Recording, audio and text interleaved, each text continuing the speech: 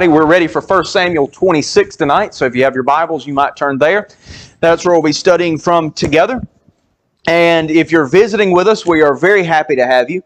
But we make it our practice here every 3.5, 4 years or so, we go through the entire narrative of the Bible. And so we started several months ago in the book of Genesis, working our way through the story of what God has done in creation and through His people Israel. And we're kind of in the beginning stages of that story of Him working with the nation of Israel, because we're looking at the period called the United Kingdom. When we think about the United Kingdom, we have three kings, Saul, David, and Solomon. And in this part of the book of 1 Samuel, we are kind of nearing the end of Saul's reign and looking at the rise of the young man David, and he will be the next king, of course, and that will happen in the early chapters of 2 Samuel. Right now, just to kind of get our bearings, I haven't been here. I've had some things going on. Not that I treat the assembly lightly, just so I didn't want that joke to be... Okay, no, never mind.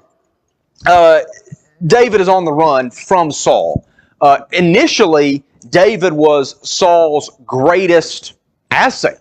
He was a capable soldier, especially we think of the occasion with Goliath, and then even after that against the Philistines in other ways. David was a great asset for Saul and for the Israelite army. And rather than embracing him as a loyal follower, which David could have been, and then in addition to that, rather than embracing David as the next king, which Saul, I think, could have done and could have maybe rewritten the legacy of King Saul, who was a failure as far as in spiritual terms, but could have maybe rescued, rehabilitated that image through his approach to David, fails the test of how to deal with David, and basically only views David as a threat and as a danger to himself and to his kingdom. And so we've seen at least one other occasion already where David had very easy access to take Saul's life, and he doesn't do it. And we're going to see something similar to that again tonight. And really, what I think that these chapters in 1 Samuel demonstrate to us is I think that they show us maybe we could say the legitimacy of the Davidic claim to the throne. You've got two things at work here. You have Saul's unfaithfulness to the Lord, especially, but you have David's faithfulness, not just to God. And I think there are some parts in this that we would question David's, at least his decision-making, maybe not his ultimate direction, maybe not his loyalty, but just maybe some of his thought processes. But we also don't see any questions about David's loyalty to Saul. David is committed to not harming Saul. And so I think, especially like chapters 24 through 26 or so, really serve to establish David as someone who did not take the throne by some hook or crook, but rather was providentially and even in some cases miraculously guided to the throne.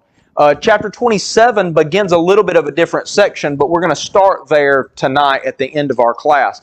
Anything we should say, anything you want to say before we jump into chapter 26?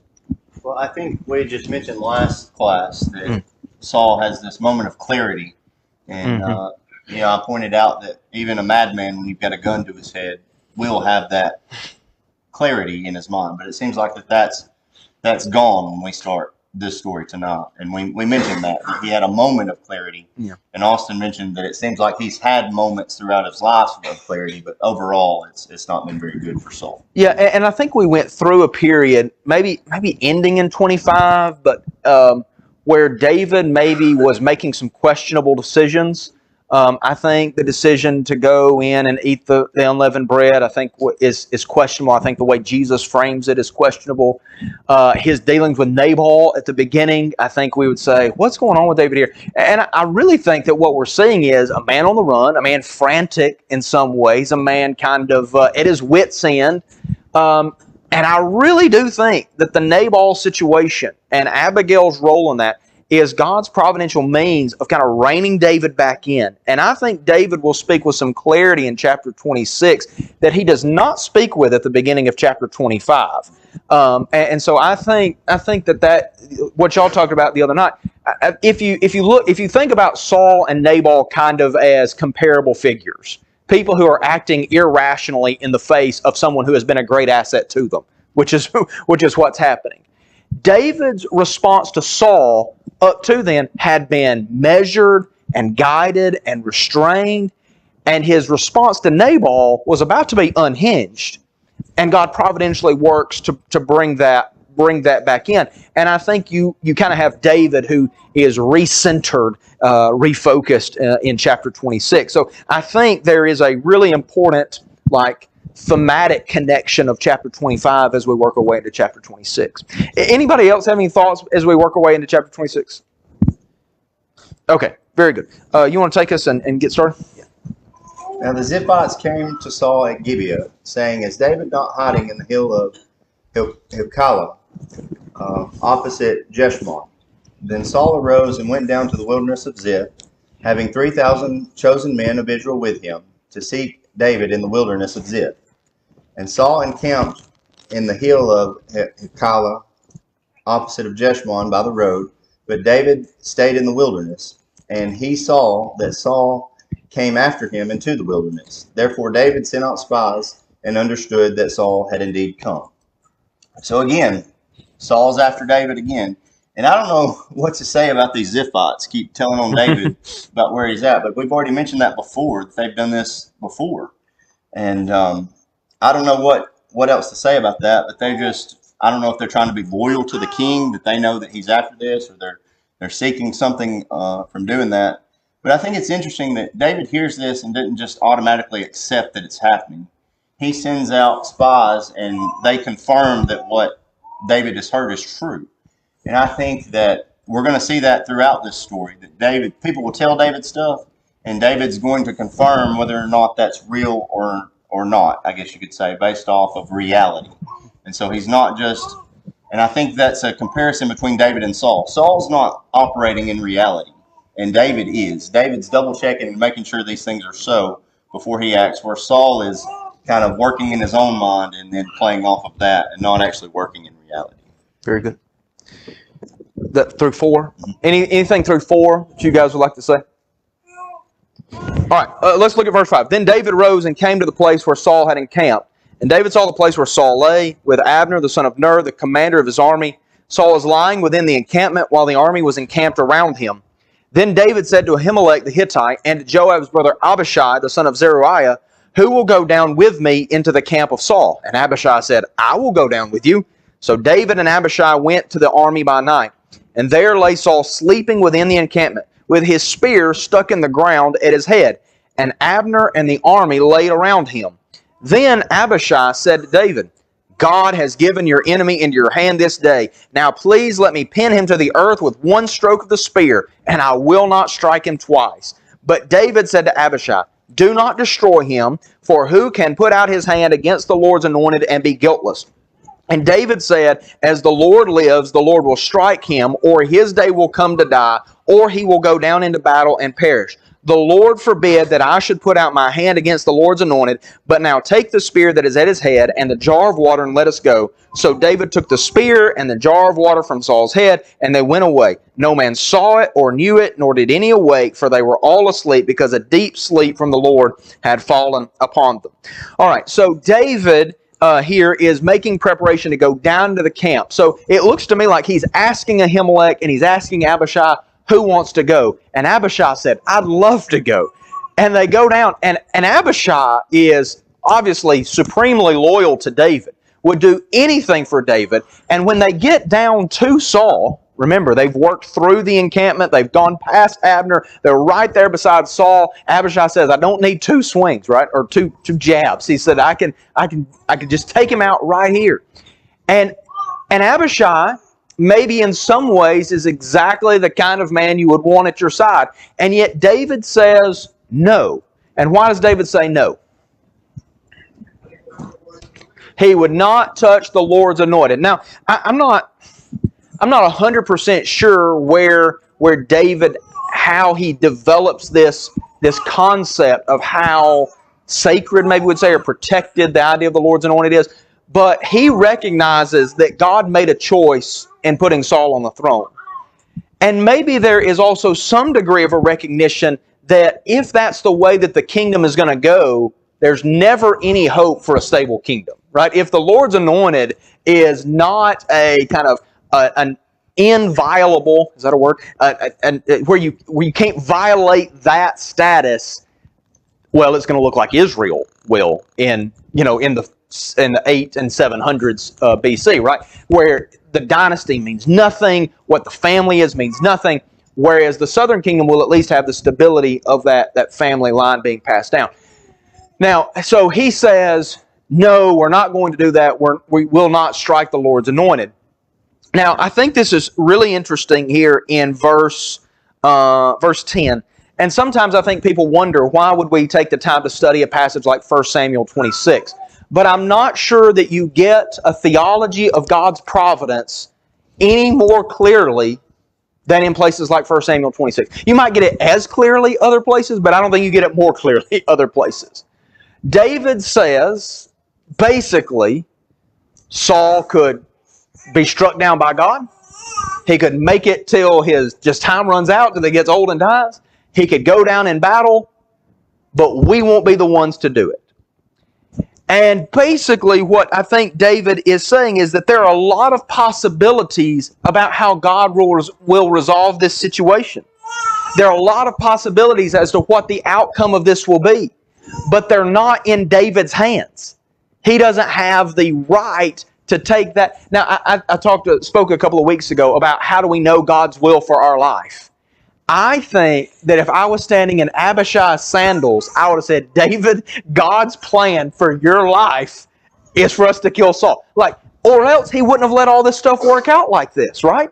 Look how, and I think sometimes people do that. I think things work out in a direction and they say, this must be what God means for it to happen. And they disregard what God has said. They disregard God's truth. And so, we may not know how God's going to resolve a situation. David doesn't know how God's going to resolve the Saul situation. But David knows that regardless of how God solves the Saul situation, he is not allowed to be disobedient. It's never justified to be disobedient because we know what end God would want to accomplish, right? David knows Saul will not always be on the throne and that one day I will be. He knows that. But it's God's business about how to work all that out and not David's to make that happen. David has learned a lesson, I think, that he does not have to vindicate himself every time, that God will vindicate him. And that's a pretty powerful dependence on God's providence and His working in the world. And even in this story, God is working, right? God literally is the one who made all the people sleep so deeply. And yet David still does not say, well then, since God worked out these circumstances, I guess I can strike the Lord's anointed. No. You see what I'm saying? That God working out a situation for favorable circumstances for me doesn't then justify me doing whatever I want to take advantage of that situation. I still have to follow Him. I still have to be obedient. I still have to listen to His Word. And I think that's really helpful. So that idea there, in verse 10, the Lord will strike him, there in 26 verse 10, is the same word that's used up in chapter 25 and verse 38 when it says the Lord struck Nabal. The struck word is, of course, the same Hebrew word as the same English word. And so David has already seen that brash and godless men God can take care of. That was true with Nabal, and it will be true with Saul. David doesn't know how that's going to happen, but he won't take it into his own hands. And so the spear kind of is a key piece here. They're going to take the spear and the water jug that was laying at Saul's head, and they're going to sneak back out to Abishai's chagrin, I'm sure, to his frustration. Okay, anything through verse 12? Yeah, I think that, about the situation that God's creating here. I think God's giving David a way to show Saul again, That's I'm right. not trying to kill you. But at the same time, I think it's also a test for David. You've got this guy right here saying, I'll kill him for you, and he will not get up. Yeah. I'm not going to have to strike him again. And so I think, as we talked last class, David is frustrated at the situation. And I think we talked about that might be why he acted, or the way he responded to Nabal. And maybe in that frustration with Saul, I can't really take that out on Saul, but I can take that out on Nabal here. And so I think, again, the Lord is giving him an opportunity. Are you going to do what you know to be right? I haven't commanded you to kill Saul. And as far as we know, David has not inquired of the Lord if he can kill Saul. Right. So in that, I think, again, it's kind of a two-way purpose here. Like, David, I'm going to give you another opportunity to show Saul that you're not his enemy. And it's going to be a test. Are you going to be faithful to me in that? Yeah, and I think that here in 1 Samuel and lots of things along the way will demonstrate that if somebody will be honest with it, that nobody will be able to deny that David is the rightful king. Right? In those early years of Israel and Judah, it looks like maybe there was more of a resistance by some of the northern tribes to accept David's. But it looks like he was in complete legitimacy, maybe is the word there. So anyway, anything else through verse 12 that you guys would like to say? It's always more impressive to me to see someone's principles and values displayed, especially when they're living in such discomfort because of them. That David, if someone, held to these kind of principles but was living a lavish lifestyle in the palace, But, David's living it out in his life. He's on the run. He's an outcast. Right. And so... and the death of Saul changes everything for him. Yeah. And the death of Saul would change everything for him, right? Potentially it could put him in the palace immediately. So, yeah, that's exactly right. But you see his wisdom, and you see God's provision for him and care for him. And if, Lord willing, we'll have time to look at the psalm that we've got put with these passages. But I think that the only thing that gives David that kind of integrity is his faithfulness rests on his confidence that God will do what he's promised to do. And that's all any of us can rest on, right? Like, why can I just be obedient? Why can I just... And I don't know how God's going to work this out if I'm obedient, because God has been faithful. He will be again. He will be over and over and over. There's never a time where he hasn't been faithful. There's never a time where he won't be faithful. I don't have to figure out what it's supposed to be. All I have to do is obey. And that's freeing, right? I don't have to game the system, right? It just is. And I'll just trust him and obey him. And then however it works, however he decides to work out the Sauls in our life, then he will. And I don't mean to make that trite, but I don't think we can jump straight from 1 Samuel 26 to now let me tell you, when you're fleeing in the wilderness of Judea, how to apply that to your life. But there are principles there are truths there that David had to lean on, that we have to lean on too, and maybe not the same circumstances, but in dire straits nonetheless. Okay, anything else through verse 12? Yeah. Yeah. Yeah. Oh, David would be familiar with it. Yeah. He's like, well, I've seen this before. Yeah, I got you. Well, yes, and I think that spear, there's some items, and somebody should preach on this.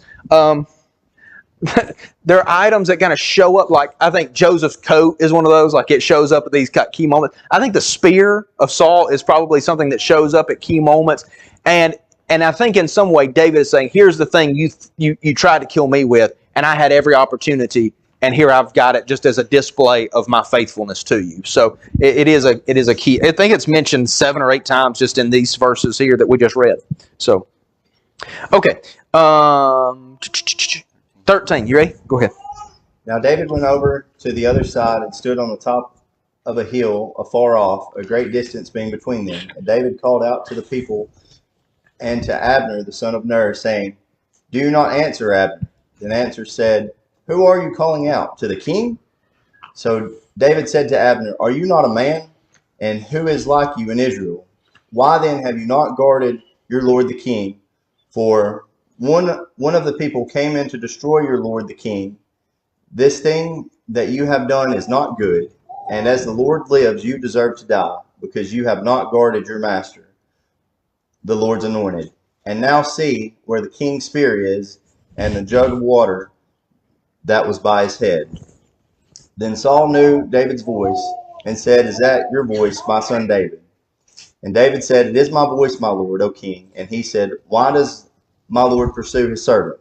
For what have I done, and what evil is in my hand? Now therefore, please let my lord hear the words of his servant. If the Lord has stirred you up against me, let him accept an offering. But if it is the children of men, may they be accursed before the Lord. For they have driven me out this day from sharing in the inheritance of the Lord, saying, Go serve other gods. But now do not let my blood fall to the earth before the face of the Lord, for the king of Israel has come out to seek a flea. And when one hunts a partridge in the mountains, then Saul, we'll stop right there in 20. Okay, so here David calls out, and I think it's interesting who he calls out to. He doesn't call out to Saul and say, Hey Saul, look what I've got. He calls out to Abner, and he says, You are not doing what your post calls you to do here. And because you've not done that well, you're deserving of death. And which is interesting because here, who's Saul trying to kill? He's trying to kill David, and he has no good reason for that. But Abner here deserves to die because his job was to protect the king. And so David calls out to him, and he says, Look, someone has been into the camp and taken Saul's spear and his jug of water that's right there by his head, and you had no clue that it was going on. And he says that he's deserving of death in that. And then Saul again, he says, David, is that you? And David's response in that, he's humble and respectful. And it seems that, again, that Saul has that moment of clarity, that he realized what's happened, that his life was in danger, and David didn't kill him again. But he's still cautious in his dealings with them, and we'll talk about that more, 21 through 25 here. But again, David is, I think it's an interesting interaction that he's not directing his focus on Saul to begin with. He's directing it on Abner. That Abner is worthy of death. He's done something worthy of death. And they're out there seeking David, who is not worthy of death. And I think there's a comparison to be made there. There's one right next to you that deserves to die, and you're probably going to brush that off. But here, I've done nothing wrong, and I had the chance to kill you, but you're still after me. Yeah. I think in verses 19 and 20, I think he is saying, if you are operating with like God's will, right? If God has revealed to you that I need to die for something, then tell me and I'll make an offering. We'll make this right. But he is convinced that men have convinced him, and really that Saul is the one who is basically convinced himself. And it's interesting. There's a little line at the end of verse 19 that is strange. If it is men, may they be cursed before the Lord, for they have driven me out this day, that I should have no share in the heritage of the Lord, saying, Go serve other gods. And you say, who would tell David, you go out there and serve other gods? I think that what David is saying is that by pushing him out into the wilderness, basically they had cut him off from the public worship of God's people. They had cut him off from access to the religious life of Israel. And basically by doing that, we're saying, go serve other gods, right? You can't serve ours because you can't be part of it. And of course, he wasn't going to do that. But those people didn't care, and they didn't care about David's situation. And so you have that there at the end of verse 19. Okay. And also, like you made mention, the humility. David says, am I really worth all this attention and effort? A single flea like one who hunts for a partridge in the mountains. But anyway, okay, 21 through 25. Anybody got anything else through 20 that you'd like to say? All right, verse 21. Then Saul said, I have sinned. Return my son David, for I will do no more harm to you. For I will no more do you harm. Because my life was precious in your eyes this day. Behold, I have acted foolishly and have made a great mistake. And David answered and said, Here's the spear, O king. Let one of the young men come over and take it. The Lord rewards every man for his righteousness and his faithfulness. For the Lord gave you into my hand today, and I would not put out my hand against the Lord's anointed. But as your life was precious this day in my sight, so may my life be precious in the sight of the Lord, and may he deliver me out of all tribulation. Then Saul said to David, Blessed be you, my son David. You will do many things and will succeed in them. So David went his way, and Saul returned to his place. So Saul, as Alan mentioned, has this moment where he at least expresses that he was in the wrong and that David was in the right. David is not counting on Saul to live up to his words, though. Basically, he is saying, I think this is the sense of verse 23. He says, so your life was precious in my sight today, verse 24, but my life, if it's going to be precious, will have to be precious in the sight of the Lord. That I have held, I've treated you as somebody with value, but you've treated me like a flea in the wilderness. You know, that God is the only one who has held my life in value or in honor, or else I would be dead.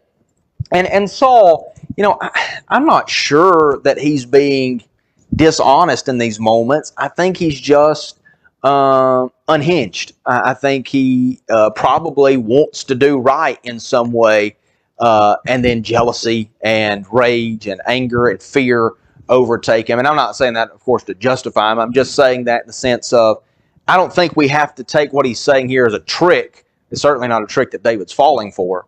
But maybe a situation where he's just trying to, it's a moment of clarity where he is saying the right thing. We do things like that sometimes, where we repent verbally and we really mean it, and then we're back in it, not because we didn't mean it, but because we have issues that we gotta work out, and that sometimes are deeper than just a confession or a statement can fix.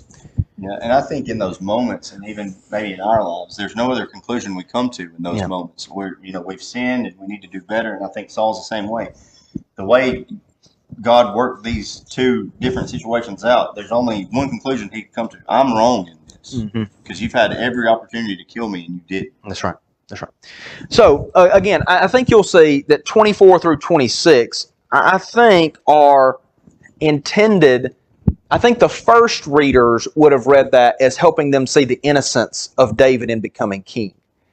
I think, several thousand years, 3,000 years removed from them, I think what they help us see is the faithfulness of God and all of the providential workings in order to set up this kingly line through the house of Judah and then through the house of David. And so I think that maybe there was an initial reading of this that would have been maybe more about political situations in their own day that we can take and look at and say, boy, there was something much bigger even than that going on there. And that's the beauty of Scripture. Okay, anything else through chapter 26? Okay, chapter 27 is a brief chapter. And this kind of starts a new section that really kind of goes through chapter 29, I guess we'd say, maybe even in a little bit to 30. But 27, David is going to go with the Philistines, which sounds crazy since he had killed Goliath just a few chapters earlier. And David says, this is verse 1, in his heart, "Now I shall perish one day by the hand of Saul. There is nothing better for me than that I should escape to the land of the Philistines. Then Saul will despair of seeking me any longer within the borders of Israel, and I shall escape out of his hand." So David arose and went over, he and the 600 men who were with him, to Achish the son of Maoch, king of Gath. And David lived with Achish at Gath, he and his men, every man with his household, and David with his two wives, Ahinoam of Jezreel and Abigail of Carmel, Nabal's widow. And when it was told Saul that David had fled to Gath, he no longer sought him. So David does run to the Philistines, and it might be, and Alan, you may have a different view on this. It could be viewed that what David's doing here is maybe a lack of faith or something. I would think of it more as just like releasing a pressure valve, right? I think that Jesus did things similar to this in his ministry, right? So he's in Judea and he's preaching and teaching, and the intensity is really turning up. So what does he do? Well, he goes to Galilee, or he withdraws to himself to be alone. not because Jesus couldn't have avoided death just staying right there in Judea, not because he couldn't have miraculously, created a force field around himself or something to keep from being taken and killed, but because that's not always how he chose to operate. I think most often Jesus chose to operate through kind of the natural processes.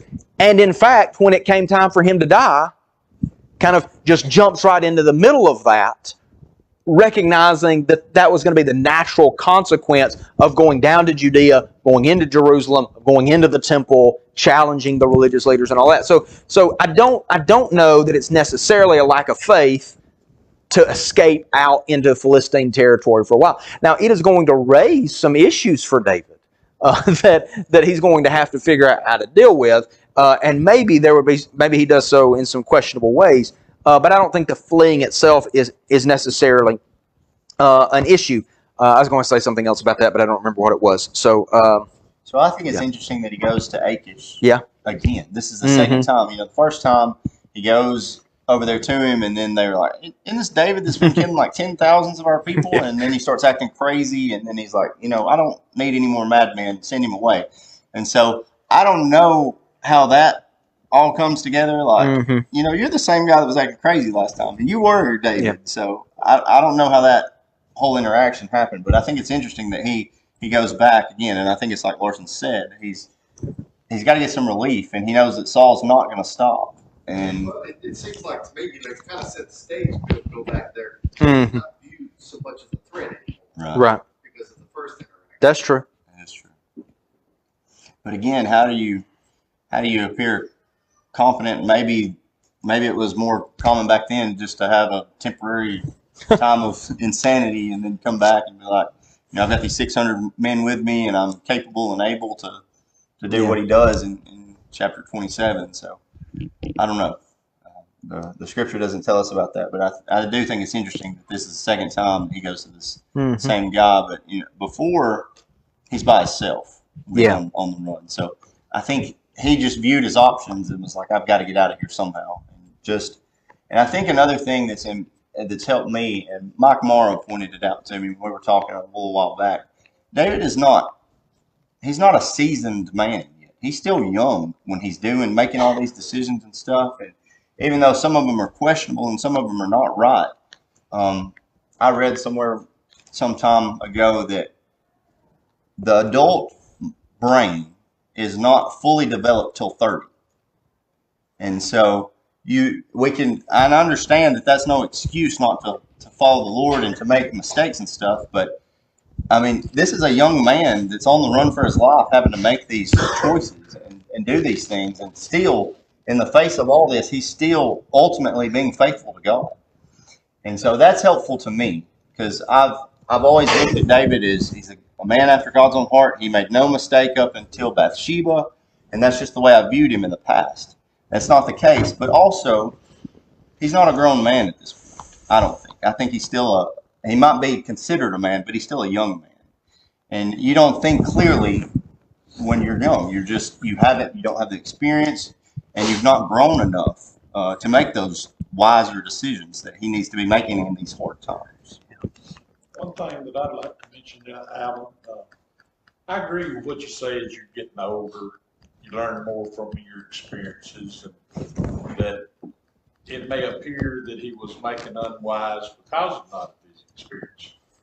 But the part where man and scientists have said that you're not actually more mature till you're in your 30s, I have a little bit of problem on believing that, because Jesus was a man, even though he was the Son of God. When he was at the age of 12, he was at the temple teaching the Bible, and when his mother and dad found him, he said, "Do you not know I'm about my Father's business?" And with David actually being blessed by Samuel to be God's next king, I think that he, and even though in his non-knowledge of actually being a young man, but he actually trusted, believed in God, and actually did the things for it. I think the Lord is actually, in his will of what he wants to do is actually helping David on some of the decisions, even though we may not understand it because we're not there and we're not David. But under the example of Christ actually being a man and not having extra skills, because God said he made him a man so that he could actually go through the experiences of what we had. I believe that David, even though he was young, he made decisions with the help of God's will of what he wanted to actually go through to be, and he was determined not to kill Saul. He said he's God's anointed. But I believe in the long run that David actually was doing decisions that a man of God, because of his belief and him seeking after God and him being anointed, which we're not anointed by God. I think that has a little bit different. All I'm hearing is I just got this thing fully grown and now I'm having all this trouble with it. And it's like, can't have nothing. It's like, anyway. But just to your point, I think the passage you referenced in about Jesus. I was giving you an out, so you didn't have to worry about it. I'm sorry. That's fine. But we just move. When Jesus was 12, it says that he was asking questions, and I think they were amazed at his responses and the questions that he's asking. I don't know that he's teaching in synagogue at 12. Yeah, I was worried about filling the time. I'm not worried anymore. So I'm sweating a lot. But all right, verse 5. So David is going to come to Achish, and he says, "If I have found favor in your eyes, let a place be given me in one of the country towns that I may dwell there. For why should your servant dwell in the royal city with you?" So that day Achish gave him Ziklag. Therefore Ziklag has belonged to the kings of Judah to this day. And the number of the days that David lived in the country of the Philistines was 1 year and 4 months. Now David and his men went up and made raids against the Geshurites, the Girzites, and the Amalekites. For these were the inhabitants of the land from of old, as far as Shur to the land of Egypt. And David would strike the land and would leave neither man nor woman alive, but would take away the sheep, the oxen, the donkeys, the camels, and the garments, and come back to Achish. When Achish asked, "Where have you made a raid today?" David would say, "Against the Negev of Judah, or against the Negev of the Jerahmeelites, or against the Negev of the Kenites." And David would leave neither man nor woman alive to bring news to Gath, thinking, lest they should tell about us and say, "So David has done." So was his custom all the while he lived in the country of the Philistines.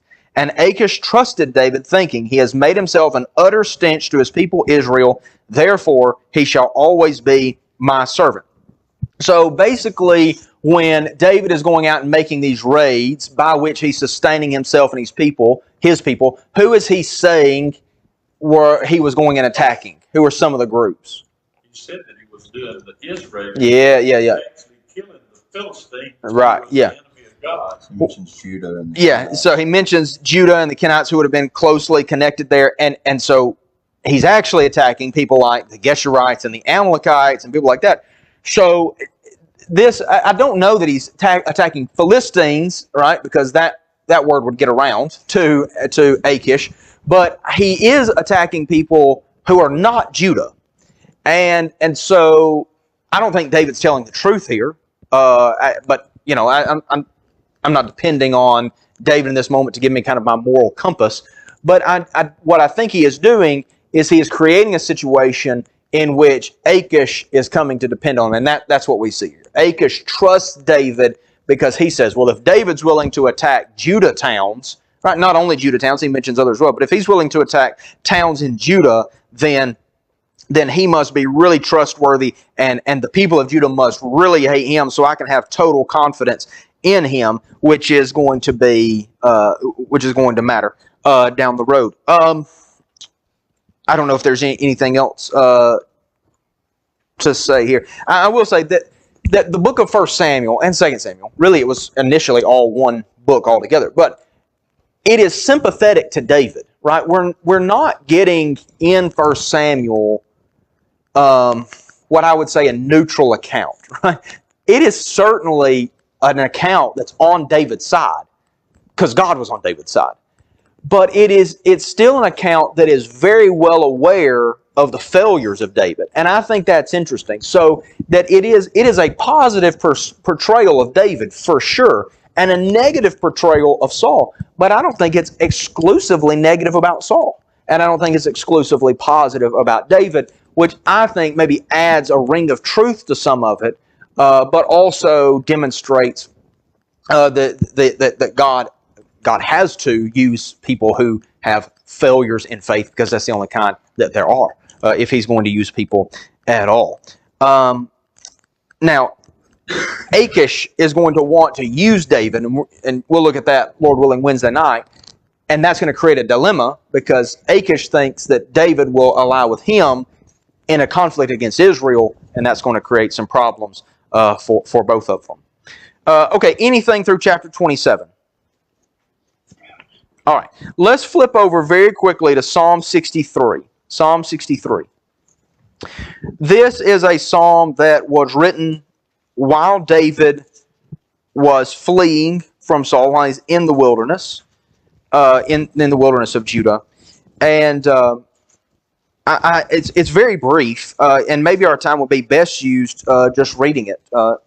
Alan, you want to read it for us? O God, you are my God. Early will I seek you. My soul thirsts for you. My flesh longs for you. In a dry and thirsty land where there is no water. So I have looked for you in the sanctuary, to see your power and your glory, because your loving kindness is better than life. My lips shall praise you. Thus I will bless you while I live. I will lift up my hands in your name. My soul shall be satisfied as with marrow and fatness, and my mouth shall praise you with joyful lips. When I remember you on my bed, I meditate on you in the night watches, because you have been my help. Therefore, in the shadow of your wings I will rejoice. My soul follows close behind you. Your right hand upholds me. But those who seek my life to destroy it shall go into the lower parts of the earth. They shall fall by the sword. They shall be a portion for jackals. But the king shall rejoice in God. Everyone who swears by him shall glory. But the mouth of those who speak lies shall be stopped. Yeah. And so I think we see in a time where it's very hard for David to see hope, he relies on the Lord. And he mentions in that psalm that he, when he's on his bed and when he's in the night watches, when there's nothing else to distract David from what's going on in his life, when all he's left with is his thoughts here,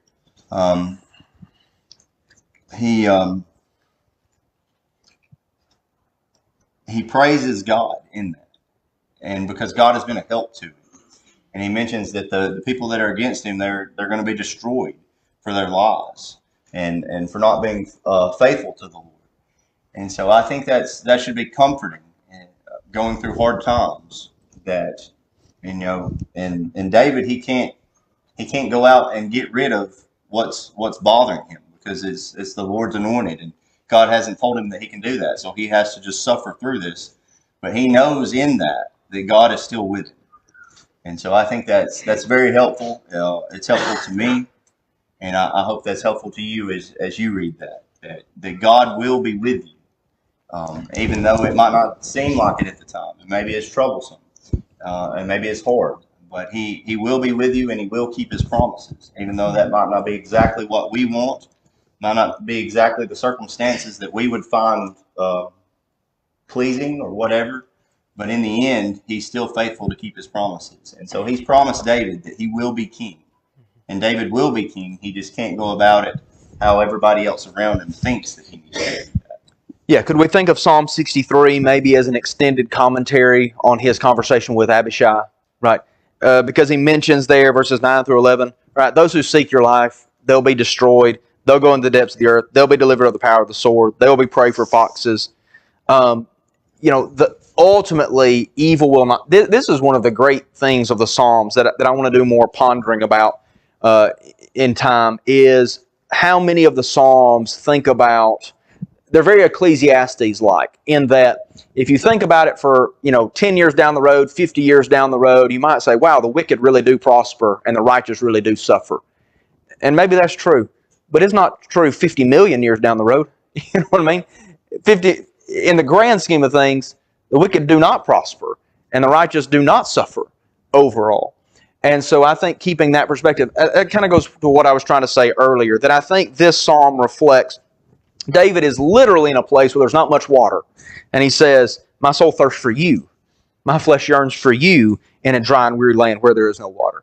It's okay. I can be in a place where there's not much water because I can drink from the living water. I can do without food because my soul is satisfied with marrow and fatness as my mouth offers praises with joyful lips. I guess what I would say about that is you don't have to be rich to go to heaven. You don't have to be healthy to go to heaven. You don't have to have a good life here to go to heaven. You have to have God to go to heaven.